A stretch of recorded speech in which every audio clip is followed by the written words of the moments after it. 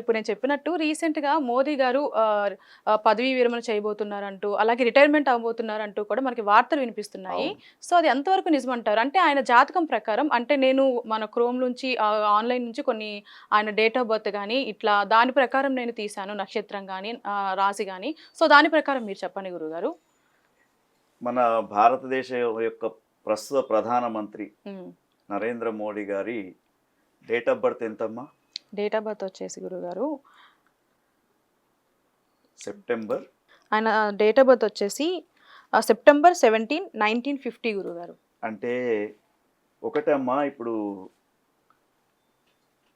Bharatiya Janata party హ్మ్. ఏదైతే ఉందో బీజేపీ, తర్వాత ఆర్ఎస్ఎస్ సిద్ధాంతాల ప్రకారంగా, హుహుహు.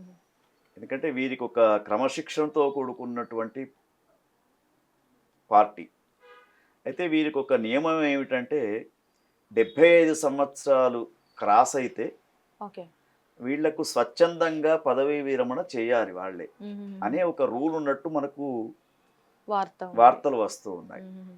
అయితే మన నరేంద్ర మోడీ గారి నక్షత్రం చూస్తే అనురాధ నక్షత్రం, వృశ్చిక రాశి. అవును గురుగారు. అయితే వీరికి ఈ సంవత్సరము మనము సహజంగా చూసినప్పుడు వీరికి ఇంత ఇప్పుడు మనము ఉచ్చ స్థితిలో గ్రహాలు ఉండడంతో హ్మ్.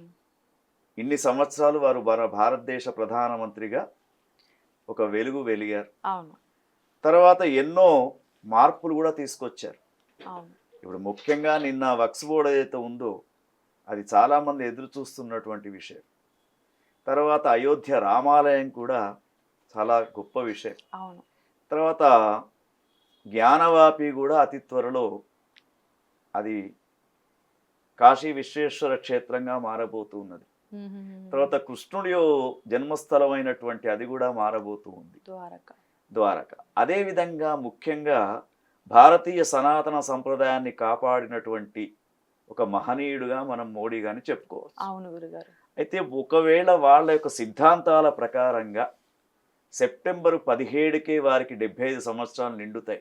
అవును. 1950 సంవత్సరం చూసినప్పుడు అవును. అట్లా నిండినప్పుడు మాత్రం వారు పదవీ విరమణ యొక్క సిద్ధాంతాల ప్రకారంగా సెప్టెంబర్ 17కే వారికి 75 సంవత్సరాలు నిండుతాయి. అవును. 1950 సంవత్సరం చూసినప్పుడు అవును. అట్లా నిండినప్పుడు మాత్రం వారు పదవీ విరమణ చేస్తే